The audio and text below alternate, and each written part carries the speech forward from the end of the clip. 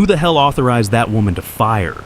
The shot came from the West Watchtower, fired by the wife of an ordinary SEAL, before anyone had even identified the ambush. The round punched straight through the enemy commander, severing the attack chain a split second before her husband's team was about to be wiped out. As the entire base turned in shock, no one could explain how a civilian visiting her husband, unarmed and unauthorized, had chosen the one firing angle no assigned sniper had covered. What they didn't know, especially the man staring at her in disbelief, was that the woman who had just pulled the trigger was in fact an Omega-level long-range sniper from a unit erased from all records, and that the shot wasn't panic at all, but the only choice that left her husband alive.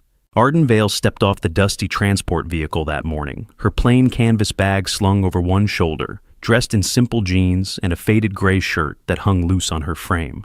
She had no makeup on, her hair pulled back in a no-fuss ponytail, and she moved with that quiet steadiness that came from years of holding back more than she showed. The forward operating base was a sprawl of tents and barricades under a relentless sun, buzzing with the low hum of radios and the clank of gear being shifted around. She was there just to visit her husband, Caleb Rourke, a solid SEAL team leader who'd been deployed for months, and she'd cleared all the paperwork weeks ago. But as she walked toward the main gate, the guards gave her that look, the one that sized her up and found her wanting, like she was some lost tourist who'd wandered into the wrong neighborhood. One of them, a burly sergeant with sweat stains under his arms, muttered something under his breath about civilians clogging up the works, but Arden didn't flinch. She handed over her ID without a word, her eyes steady, and waited until he waved her through with a grunt. Before she could take 2 steps past the barrier, the sergeant signaled for a secondary inspection, snatching her bag with a sneer that suggested he was doing her a favor by even touching it. He upended the canvas tote onto a grime-streaked folding table, spilling her personal items. A paperback book, a change of clothes, and hygiene products, out into the harsh sunlight for the nearby patrol to see. "Check for contraband," he barked, though his eyes lingered mockingly on a travel-sized bottle of lotion. "Never know what these housewives try to smuggle in to spice up the barracks." He picked up the book, flipping through it carelessly, bending the spine back until it cracked before tossing it onto the dirt rather than back onto the table. Arden watched the book land in the dust, her hands remaining loose at her sides, betraying zero agitation despite the deliberate provocation. She knelt slowly, retrieving the item and brushing the sand from the cover with precise, deliberate strokes, while the guard laughed, nudging his partner. "Careful now, don't break a nail picking that up. War is dirty business, honey." She simply repacked the bag, the zipper closing with a definitive zip that sounded like a chamber round being seated, though the men were too busy snickering to notice the predatory stillness in her posture. Inside the base, the air smelled of diesel and sweat, and Arden made her way to the command tent where Caleb was supposed to meet her. The walk was a gauntlet of unconcealed disrespect. Eyes tracked her, not with suspicion, but with a dismissal that was far more insulting. 2 junior officers leaning against a Humvee stopped their conversation mid-sentence to blatantly stare, one of them spitting a stream of tobacco juice near her boot as she passed. "Hey, Barbie," one called out, his voice dripping with condescension. "Gift shop is back at the airport. You looking for a souvenir or a babysitter?" They waited for a reaction, for a flinch or a scowl, but Arden walked past them as if they were nothing more than static on a dead frequency. Her pace never altered, her breathing remained rhythmic and slow, matching the beat of a heart that beat slower than anyone else's on this base. The officer scoffed, loud and harsh. "Deaf too? Great. Another liability to trip over when the mortars start falling." The sheer arrogance radiated off them in waves, a thick smog of bravado that usually masked incompetence, and Arden cataloged their faces, their unsecured sidearms, and their poor situational awareness in a single sweeping glance that they mistook for fear. Major Thomas Havel, the base commander, a stocky man in his mid-40s with a perpetual scowl etched into his face from too many bad decisions and not enough sleep, spotted her first. He was the type who ran things by the book, but bent it when it suited him, always quick to dismiss anyone who didn't fit his idea of tough. Havel looked her up and down, his eyes narrowing at her plain clothes, and he barked out a laugh that wasn't meant to be kind. "What's this? We running a bed and breakfast now? This ain't a vacation spot, sweetheart. We got real work here." Arden paused, setting her bag down carefully on a metal crate, and met his gaze without blinking. "I'm here for my husband," she said, her voice even, not rising an inch. Havel snorted, turning to a couple of nearby troops who chuckled along and added, "Yeah, well, tell him to keep his personal life off my base. We don't need distractions." The words hung there, sharp and unnecessary, but Arden just nodded once, like she'd heard it all before, and shifted her weight slightly, her hand resting lightly on the bag's strap.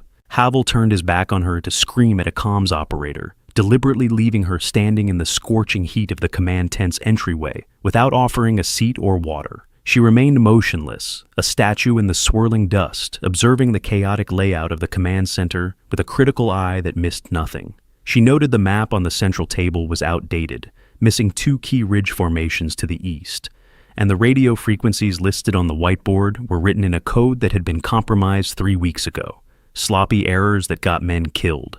A young corporal rushed past with a tray of coffee, stumbling slightly as he navigated the cramped space, and accidentally checked Arden with his shoulder, sending hot black liquid splashing over her sleeve and the floor. "Watch it," he snapped at her, as if she had been the one moving, wiping his uniform while ignoring hers. The tent went quiet, waiting for the civilian meltdown, the tears, the complaint. Instead, Arden merely shook her arm once, flicking the liquid away, her expression bored. "You missed a spot," she said flatly, pointing to the puddle near his boot.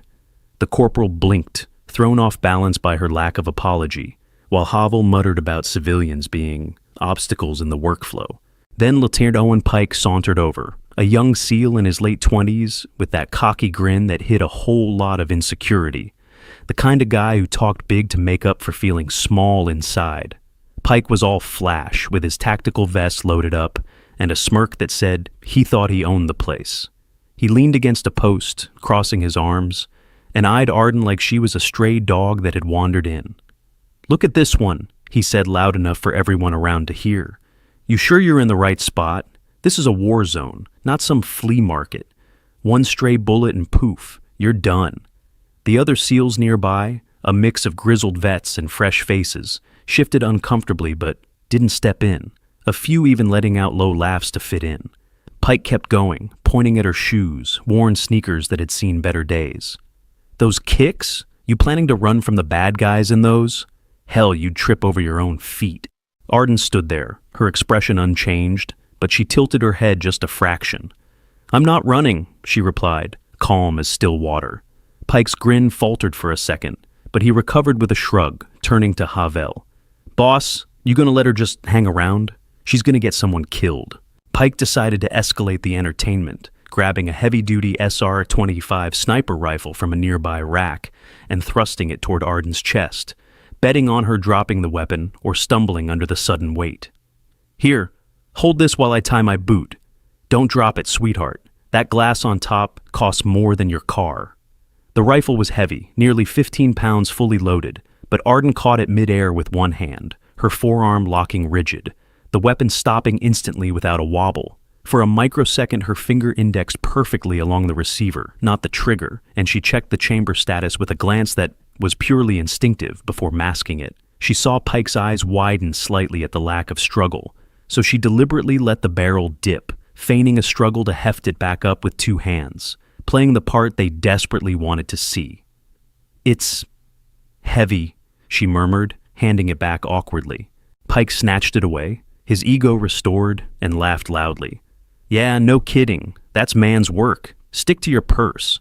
He didn't notice that she had spotted a hairline fracture on his scope mount that would throw his aim off by 3 inches at 400 yards. Caleb showed up then, pushing through the flap of the tent, his face lighting up when he saw Arden, but it dimmed quick when he caught the tension in the air. He was a steady guy, 34, with calloused hands and a quiet strength that came from leading men through hell without losing his cool.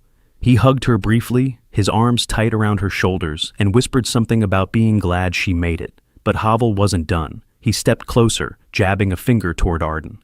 "Listen, Rourke, I get it. Family visit and all. But she stays out of the way. Last thing we need is some civilian playing tourist while we're locked and loaded." Caleb nodded, his jaw tight, and said, "Understood, sir. She won't be any trouble."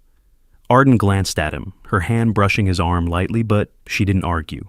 Instead, she picked up her bag and followed Caleb to a small shaded area near the barracks, where a few plastic chairs sat around a rickety table. The mockery lingered, though, with Pike tossing one last jab over his shoulder. "Hey, if things get hot, just hide behind your hubby. He'll carry you out." As they sat down, Caleb poured her some water from a canteen, his eyes apologetic. "Sorry about that. They're just wound up tight. It's been rough out here." Arden took the cup, sipping slowly, her fingers tracing the rim. She didn't complain, didn't vent. But when a group of SEALs walked by, one of them, a lanky guy with a tattoo peeking out from his sleeve, muttered, "Wives like that are dead weight. Slow us down every time." Arden set the cup down with a soft click, her gaze lifting to meet his. "Dead weight keeps things grounded," she said, her tone flat but piercing. The guy stopped, his face flushing, and hurried on without another word. Caleb raised an eyebrow, but Arden just shrugged, reaching into her bag for a small photo she always carried, one of them on their wedding day, him in uniform, her in a simple dress, standing under an old oak tree back home. Later that afternoon, Caleb was pulled away for a gear check, leaving Arden sitting alone near the designated safe zone bench, a spot exposed to the glaring sun and the ridicule of passing patrols. A group of support staff were playing cards nearby, their voices carrying clearly across the dry air. "I give her 2 days before she's crying for a medevac," one soldier wagered, throwing a crumpled bill onto the crate they used as a table. "2 days? You're generous. She looks like she's gonna faint from the heat any second." Caleb's soft for bringing her here. Weak link in the chain breaks the whole damn fence. They glanced over at her, making sure she heard, expecting her to look away in shame. Instead, Arden watched a hawk circling miles above, tracking its flight path, calculating the wind shear based on the bird's drift. She wasn't listening to their bets. She was calculating that the wind was picking up from the north, a variable their snipers hadn't adjusted for on the range flags.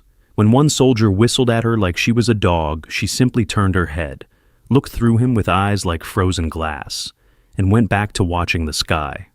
The silence she returned was louder than any shout, and it unsettled them enough to kill the card game. The afternoon dragged on, with the base humming like a hive ready to swarm. Arden stayed close to Caleb, listening as he talked about the patrols, the close calls, his voice low and steady. But the jabs kept coming, subtle at first, then bolder. Major Havel called a quick briefing nearby, and when Arden shifted to give them space, he waved her off like a fly. "Stay put, civilian. This ain't for amateurs." Pike, standing next to him, chimed in with a fake smile. "Yeah, wouldn't want you getting ideas. Stick to packing lunches or whatever you do back home." The room, really just a big tent with maps pinned up, filled with Snickers from the team, and Arden felt the air thicken, but she didn't budge. She folded her arms, her posture straight, and waited until the laughter died down. "Ideas come from watching," she said quietly. Havel rolled his eyes, turning back to the map, but Pike leaned in closer. "Watching? Honey, you wouldn't last 5 minutes out there. Look at you, no gear, no grit, just a pretty face tagging along." During the briefing, Havel pointed a laser pointer at a ridgeline on the tactical map, outlining the patrol route for the evening. "We'll hold this high ground here. It's secure, steep incline, no way they can flank us from the east." Arden, standing at the periphery, saw the topographical lines clearly and recognized the danger instantly. A dried riverbed that cut behind the ridge, invisible from the ground, but an obvious funnel for an ambush. She took a half step forward, her instinct overriding her cover for a split second. "The wash behind that sector," she said, her voice cutting through the drone of Havel's speech. "If it's dry, it's a highway for infantry. You need eyes on the reverse slope." The room went dead silent. Havel slowly turned, his face turning a shade of purple. "Excuse me? Did I ask for the opinion of a housewife who probably thinks a flank is a cut of steak?" The room erupted in laughter. "Go sit down before you hurt yourself thinking too hard," Havel sneered. Arden clamped her mouth shut, her jaw tightening, knowing that his arrogance was leaving a door wide open for the enemy. And her husband was the one walking through it. Caleb stepped forward then, his hand on Arden's shoulder. "That's enough, Pike. She's my wife." But Pike just laughed it off, slapping Caleb on the back. "Relax, man. Just ribbing her. If she can't take it, maybe she shouldn't be here." Arden slipped her hand into Caleb's, squeezing once, but her eyes stayed on Pike, unblinking, until he looked away first. The briefing wrapped up, and as everyone filed out, Havel muttered to Caleb, Keep her leashed, Rourke. We got enough problems without babysitting. Arden heard it, clear as day, but she just adjusted her bag and walked out with Caleb, the sun beating down on them like a hammer. They found a quiet spot near the perimeter fence, where Caleb showed her the view of the rugged hills beyond, his arm around her waist. She leaned into him, but her fingers drummed lightly on the fence wire, a habit from long ago. Suddenly, a sharp crack echoed from the distance. Not gunfire, but something like a backfiring engine near the gate. Everyone tensed, hands going to weapons, but Arden moved first. She grabbed Caleb's arm and yanked him down behind a sandbag barrier, her grip firm and unyielding. A split second later, a bullet whined through the air where his head had been, embedding in the dirt with a thud. The base erupted into action, shouts ringing out as teams scrambled. Pike, ducking nearby, stared at Arden wide-eyed. "How the hell did you know that was coming?" Arden released Caleb's arm, brushing dirt from her jeans. "Lucky guess," she said, her voice steady. Caleb looked at her, confusion flickering across his face, but he didn't press. Havel stormed over, radio in hand. "Sniper fire! Lock it down!"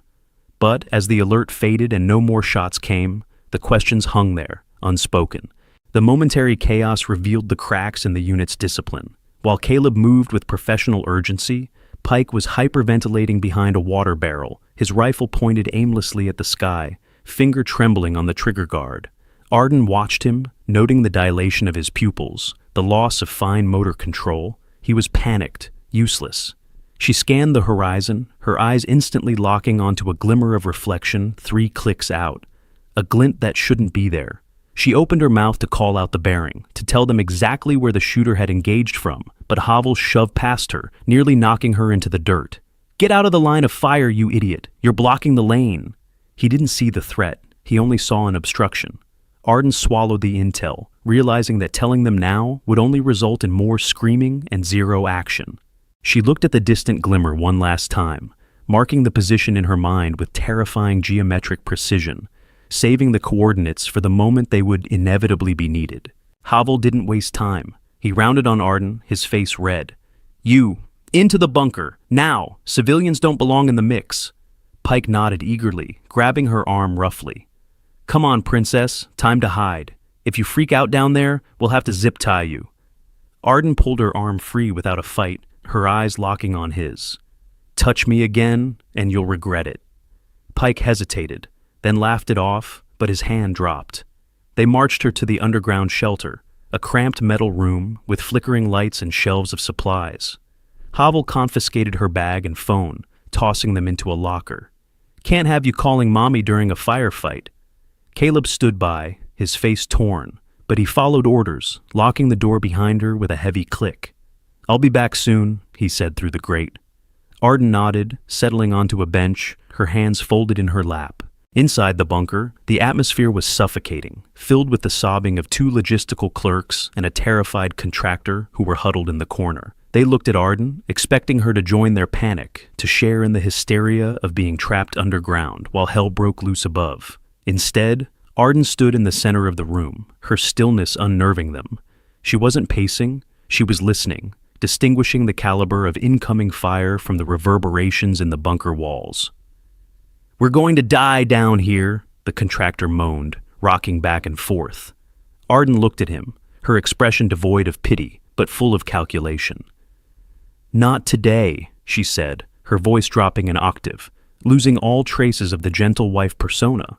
She walked to the heavy steel door, running her fingers along the hinges, finding the weak point she had identified earlier when they shoved her in. The fear in the room shifted. They weren't scared of the battle outside anymore. They were suddenly terrified of the woman standing with them, who had just turned from a tourist into a wolf. Alone in the dim light, Arden listened to the muffled chaos above. Footsteps pounded, voices shouted coordinates. Through a small vent, a faint static hum caught her ear, a frequency that didn't belong. She leaned closer, her ear pressed to the metal, and tapped a rhythmic pattern on the wall, an old code from training days long buried. Silence at first, then a faint tap back. Arden whispered into the vent, "Obsidian Veil, solo activation." The line crackled, then a voice responded, clipped and professional. "Confirmed, stand by." She leaned back, her breathing even, as the base above descended into full alert. The ambush hit hard and fast. Explosions rocked the perimeter, and gunfire chattered like angry hornets. Caleb's team was pinned down in an open courtyard, bullets kicking up dust around them. Havel bellowed from the command post, "We're flanked! No sniper support! Get me eyes on that ridge!" Pike, hunkered behind a vehicle, fired blindly, his voice cracking. "We're screwed! They knew we were light on Overwatch!" Caleb crawled forward, trying to rally his men, but a shadow moved on the high ground, an enemy spotter lining up a shot. From the bunker, Arden heard it all, the panic rising like smoke. She worked the lock with a makeshift tool from the shelf, a bent wire, and slipped out quietly, grabbing her bag from the unsecured locker. Up top, the air was thick with cordite. She moved to the west watchtower, unseen in the confusion, assembling a rifle from components hidden in her bag's false bottom. The stock clicked into place, the barrels screwed in with a sinister hiss of metal on metal. It wasn't a standard military issue. It was a custom-built instrument of death, sleek and matte black. Her movements were a blur of efficiency, practiced 1,000 times in the dark. She didn't just hold the rifle, she integrated with it. As she climbed the ladder, the sounds of the battle faded into background noise, her heart rate dropping to arresting beats per minute that would alarm a cardiologist. She reached the top, kicked the hatch open, and slid into position, the civilian gone, replaced by the predator that had been dormant for too long. She brought the scope to her eye, and the world transformed into vectors and windage. Through the high-powered glass, she saw the battlefield with godlike clarity. She saw Caleb, pinned behind a crumbling wall, his magazine dry, shouting orders that no one could hear over the din. She saw Pike curled in a fetal position behind a truck, his rifle abandoned in the dust, and she saw the enemy commander on the ridge, the exact ridge she had warned Havel about, smiling as he raised a radio to call in the final mortar strike. Arden didn't hesitate. She didn't think about the paperwork, the secret she was blowing, or the marriage she might be destroying. She exhaled, a long, slow breath that emptied her lungs completely, creating a vacuum of stillness in her body. Her finger applied 2 pounds of pressure to the trigger. The recoil was a solid punch to her shoulder, a familiar greeting from an old friend. The first shot rang out, dropping the enemy commander mid-command. The bullet didn't just hit him, it obliterated the radio in his hand before passing through his chest, a statement of impossible accuracy. The second shot, fired less than a second later, found the RPG gunner 500 yards to the left, catching him just as he leveled the tube at Caleb's position. The round sparked off the launcher, detonating the rocket in the tube and turning the enemy position into a fireball. The third shot took out the roof scout who had a bead on Havel. The rhythm of her fire was unnatural, too fast for a bolt action, too precise for semi-auto. It was the signature cadence of the Obsidian unit, a double tap of thunder that legendary operators only whispered about. The base fell silent for a beat, then Havel's voice boomed. "Who fired? Report!" Down in the courtyard, the silence was heavier than the gunfire had been. Caleb stared up at the ridgeline, watching the smoke clear from the enemy positions that had just been erased. The SEALs looked at each other, bewildered. "That came from the tower," one whispered, pointing up to the west watchtower that had been empty moments ago. "We don't have anyone in the tower. Who the hell is up there?" Pike, slowly uncurling from his hiding spot, looked up with fear in his eyes, not of the enemy, but of the unknown savior. The shots had been godlike, beyond the capability of anyone in their squad, beyond anything they had seen in training. The sheer impossibility of the distance and the angle defied physics. Havel scrambled out of the command tent, binoculars pressed to his face. "I want that shooter identified. If it's a friendly, I want a name. If it's not, take them out." No one answered. Pike scanned the towers, his rifle shaking. "That wasn't us. Impossible angle." Cameras swung toward the bunker, but the door was ajar. Arden descended the ladder, rifle slung over her shoulder, as Havel and the team converged. "You?" Havel spat, incredulous. Arden set the rifle down carefully. "It was necessary." The radio crackled then, a high command voice cutting through. "Protect Omega Sniper at all costs. Stand down." Havel's face drained of color as he saw the engraving on the rifle, Obsidian Veil. The team straightened, salutes snapping up.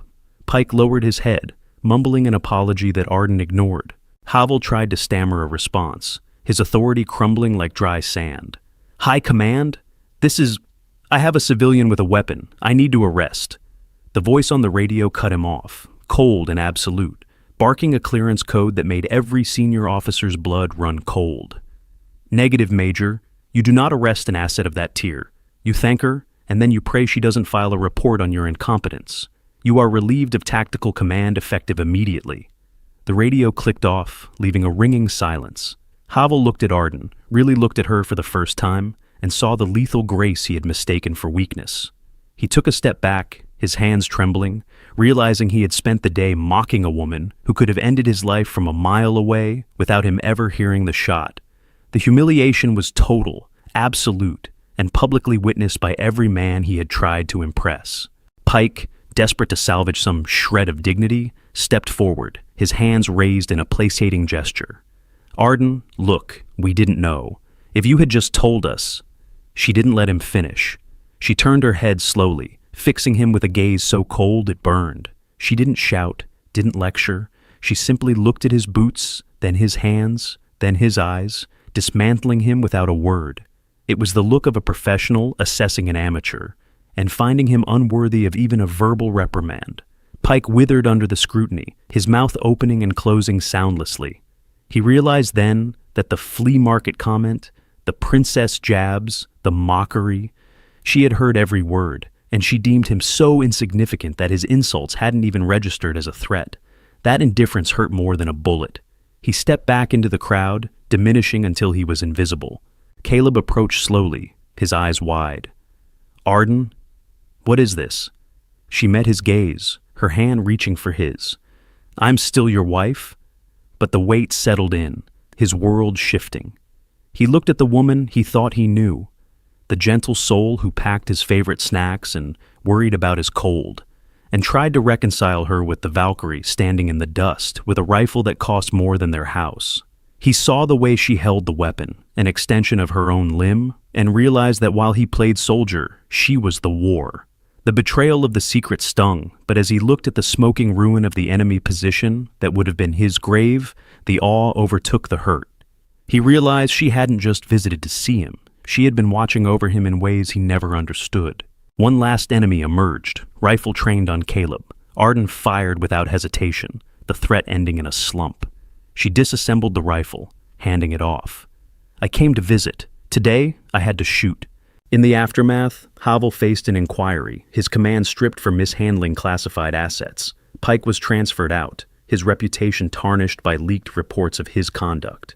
The others who'd mocked her found their careers stalled, whispers following them like shadows. As the dust settled and the extraction team arrived, a full squad of elite operators, men who moved like ghosts, encircled Arden, their weapons facing outward in a protective ring. They ignored Havel, ignored Pike, ignored everyone but her. The lead operator stopped in front of Arden and snapped a salute so sharp it cracked the air. It wasn't the lazy wave given to officers, it was the reverence shown to a legend. The base personnel watched, stunned, as the housewife returned the salute with a crisp, perfect motion that put every man on that base to shame. She picked up her canvas bag, the one they had kicked in the dirt, and slung it over her shoulder. She didn't look back at the men who had bullied her. They were beneath her notice now, fading into the background of a world they thought they owned, but which she silently ruled. Arden walked with Caleb to the transport, her bag light now. The base watched in silence. She'd been judged, dismissed, but truth had its way. No one forgets a shot like that. You know that sting of being overlooked. It fades, but the stand you take lasts. Where are you watching from? Leave a comment below and hit follow to walk with me through heartbreak, betrayal, and, finally, healing.